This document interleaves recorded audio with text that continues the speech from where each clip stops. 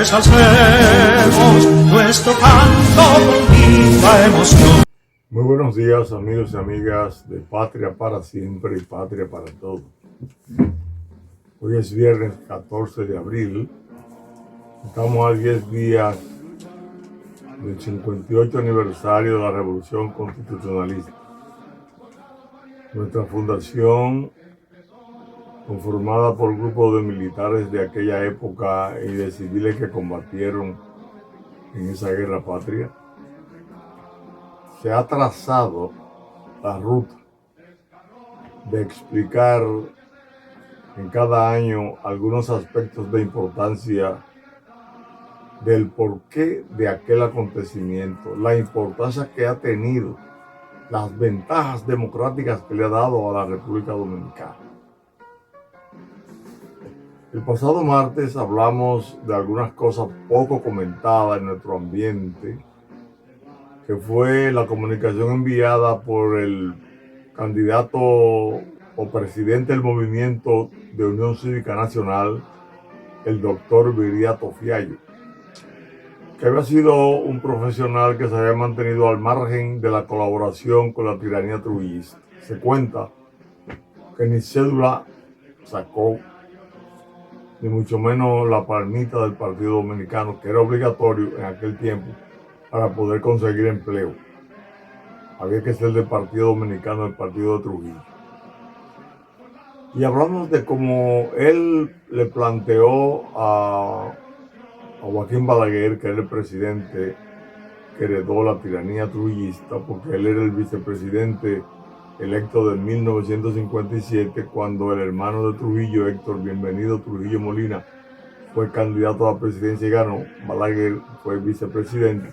Pero en el 1960, Trujillo le hizo un atentado en septiembre de ese año a Rómulo Betancourt en Venezuela y le impusieron unas sanciones, entre las cuales le obligaron a demostrar ante América y el mundo que iba a flexibilizar su tiranía, y quitó a su hermano y dejó a Balaguer. Lo que quiere decir que Balaguer era un hombre de extrema confianza de esa tiranía trujillista. Explicamos que Viriato Fiallo le envió una comunicación para tratar de hacer una transición pacífica donde Balaguer le cediera a él la posición de presidente después de nombrarlo ministro de las Fuerzas Armadas. Algo parecido a lo que hizo Horacio Vázquez, recordábamos en aquel tiempo, en el 1930, cuando Trujillo y Estrella Ureña dan el golpe, él se asila, pero nombra a Estrella Ureña como ministro de Interior y Policía, y de ahí le correspondía ser presidente en la renuncia del presidente y el vicepresidente.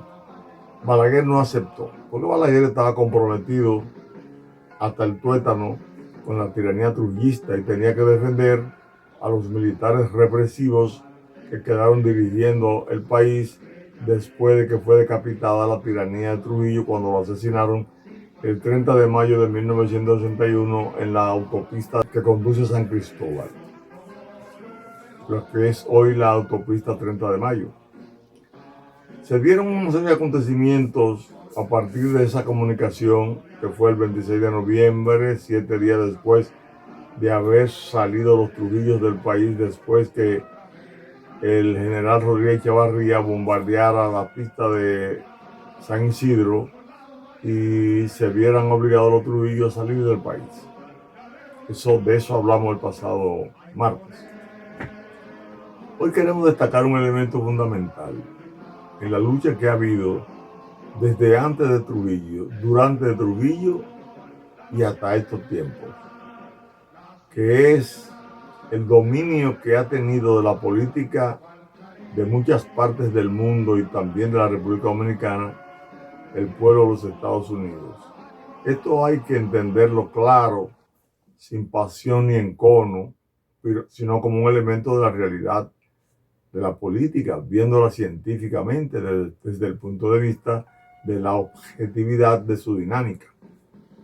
Los norteamericanos se trazaron desde hace mucho tiempo ser un imperio poderoso. En 1848, por ejemplo, le quitaron a a los mexicanos 1.528.271 kilómetros, que era mucho territorio, mucho más de 30 veces la cantidad de territorio que tiene la República Dominicana. Bajo la concepción del destino manifiesto, y eso lo mantuvieron aquí todo el tiempo y lo están manteniendo. En la página 460 del libro de Framoya Pons, Manual de Historia Dominicana, se cita el destino manifiesto. Dice: nuestra nación es una Roma más grande y más noble. Está colocada por Dios para ser árbitro no solo de los destinos de toda América, sino incluso de Asia y Europa. Nuestro destino manifiesto como contralor de los destinos de toda América es un hecho inevitable y lógico, hasta el punto que solo falta discutir los medios a emplear para establecer este control. Pero nadie pone en duda nuestra misión y nuestra intención de cumplirla, o lo que es lo mismo, nuestro poder de realizarla. Termina la cita ahí. Realmente, la concepción de dominio que tienen los Estados Unidos es la concepción de dominio que han tenido todos los imperios del mundo. Han estado claros, han tenido clases de poder establecidos, que saben qué es lo que quieren, hacia dónde deben de ir. Las clases dominantes están unidas y se llevan generalmente por reglas que entre ellos son inalterables, pero que es preciso descomponer, descontrolar, anarquizar a otras naciones. Cuando matan a Trujillo, ya dijimos que fue con la ayuda de los norteamericanos, eso está claro en muchísimos textos del mundo. También se sabe que el presidente Kennedy fue informado cuando iba hacia Francia a reunirse con el general Charles de Gaulle. Primero que todo el mundo lo supo Kennedy, porque él era el presidente de los sectores que dirigieron la operación. Los Estados Unidos en ningún momento perdieron el hilo temático, el hilo conductor de lo que es el desarrollo de la política en la República Dominicana. Eliminaron a Trujillo, y cuando Trujillo fue eliminado, ese mismo día, esa misma noche, aparecieron dos grandes portaaviones ahí que miraban hacia el malecón. Eso nos recordamos hoy, nosotros que lo vimos también, estábamos pequeños, pero lo vimos. El Boxer y el Shangri-La. Estaban ahí con 1.800 hombres listos para intervenir de haberse producido una reacción contraria a lo que los Estados Unidos esperaban. Pero no hubo una reacción lenta. Al mes y algo, específicamente el 5 de julio, arribaron al país los primeros líderes del PRD e hicieron un acto público el domingo 5 de julio, a unos 38 días de la muerte de Trujillo, previa depuración que hicieron desde los estamentos de investigación de los Estados Unidos para que entraran al país, y vinieron. Mantuvieron ese control, mantuvieron el control hasta que Ramón Rodríguez Echavarría, un general dominicano, se le fue de la mano a esos líderes militares norteamericanos que estaban en el país, como era el caso de Edward Simon, agregado militar norteamericano, que al haberse producido la situación de Ramón Rodríguez Echavarría, fue sustituido por el coronel de infantería Vivan Cass. Porque se le perdió, no pudieron controlar Rodríguez Echavarría, que se había unido a Balaguer para atacar a los Trujillo, sabiendo ya Balaguer que los norteamericanos estaban en contra de los Trujillo, pero Balaguer, que era una rama de ese poder, quería quedarse, porque es lo que hemos hablado en diferentes ocasiones. Cuando llegamos al poder nos omnibulamos, nos cegamos y entonces no queremos soltarlo. Porque si a Balaguer se le hubiera ocurrido pensar que la oligarquía que estaba detrás de ese movimiento desde los Estados Unidos por tumbar a Trujillo, si él se hubiera dado cuenta que dejarlo a ellos continuar hasta que hicieran una transición democrática, había más seguridad de que los disturbios que se dieron posterior a la salida de Trujillo cesaran.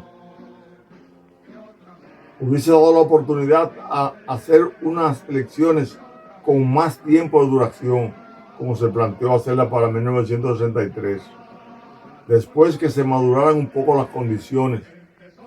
No hacerla como se hizo en el 1962, cuando Balaguer maniobró y maniobró, le hace una huelga que comienza el 28 de noviembre de 1961 y a mitad de diciembre se ve obligado a desistir de la idea de ser el presidente y formar un Consejo de Estado, pero tuvo que intervenir los Estados Unidos a través de uno de los agentes que le servían a Kennedy aquí en el país. Se logró persuadir a los sectores que no querían ceder la posición de dominación del poder que tenía Balaguer. Ahí intervino un señor que se llamaba Arturo Morales. Ese señor logró entonces reunirse con Kennedy, traer directamente aquí a la República Dominicana la información de que si no cedían se iban a tomar medidas que podían llegar hasta la invasión al país. Balaguer se vio entre el país y la pared cuando Arturo Morales Carrión le hizo el planteamiento. Estaba el cónsul Carl Brent Hills, que intervino también junto con otros sectores, y pudieron lograr que Balaguer entendiera que había que dar paso a una transición sin él ser el presidente. Pero él lo que hizo fue que conformó un Consejo de Estado. Ese Consejo de Estado comenzó a funcionar el 1 de enero de 1962.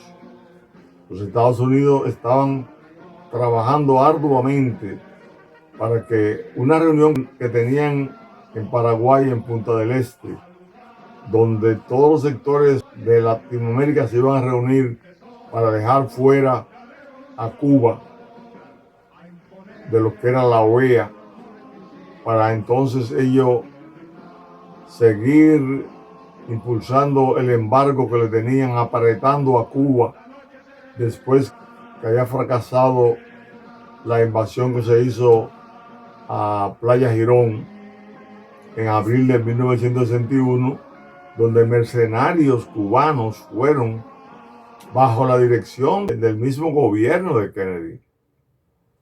Entonces Balaguer se vio obligado, porque Kennedy había dicho ya, y así lo supo Joaquín Balaguer, cuando él se reunió con su gabinete de crisis, en ese momento de esa convulsión que había, esa efervescencia que había en el país, él planteó, y bueno, lo deseable de nosotros es tener un gobierno decente, democrático, o tener a los remanentes de Trujillo en el poder, hasta evitar que haya un gobierno que sea de la línea de Fidel Castro.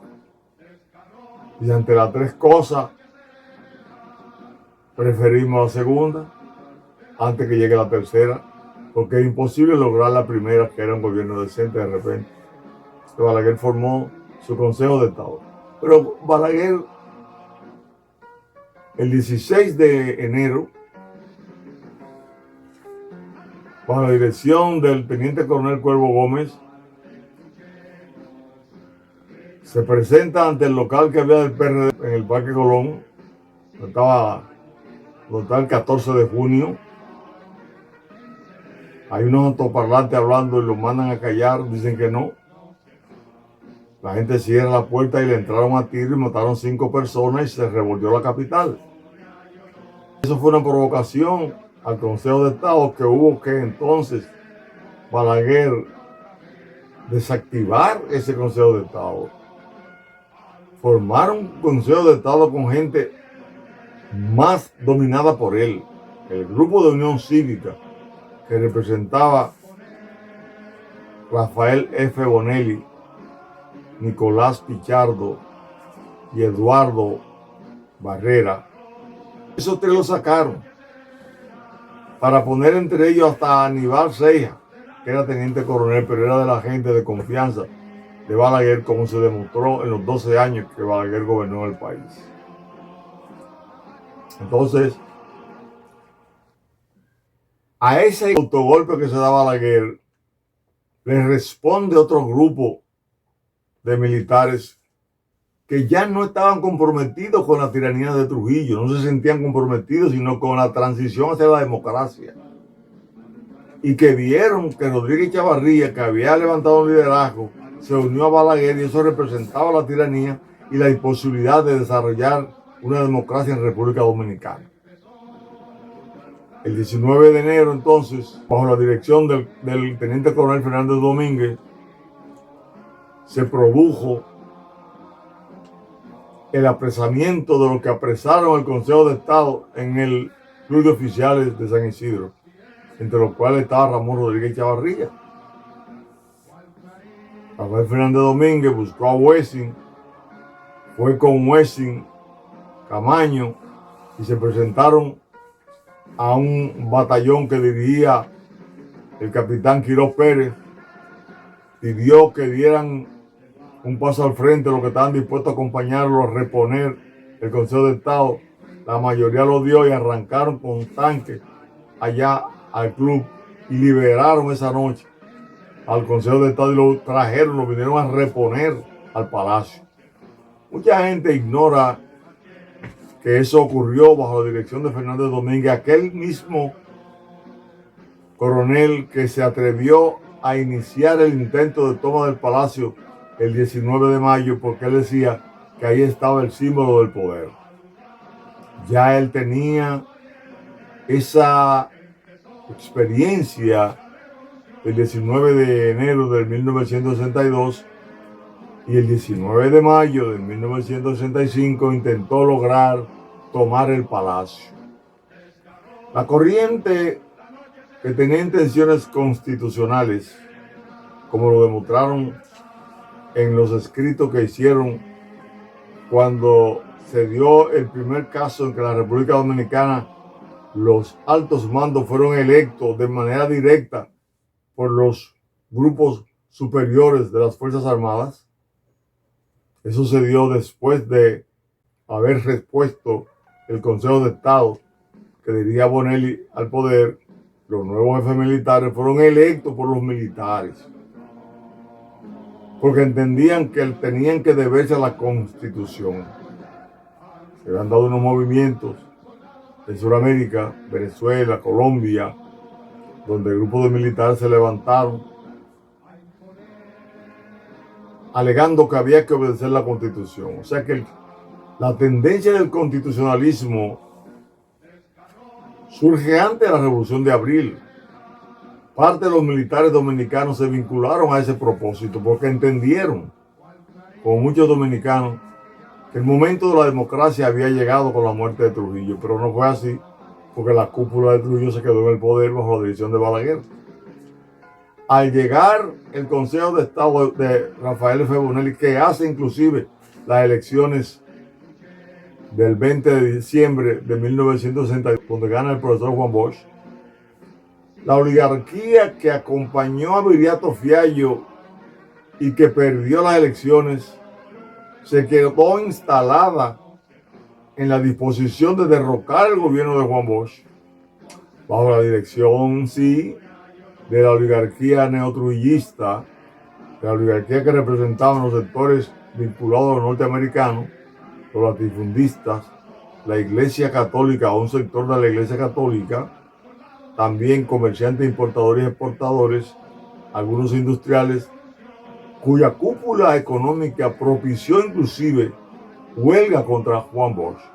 Pero en todos esos momentos estuvo presente la dirección de los norteamericanos en la República Dominicana, al extremo que el 28 de diciembre se da en Palmasola un caso, que es donde se elimina a General Rodríguez Reyes, quien se presumía que iba a ser el ministro de las Fuerzas Armadas,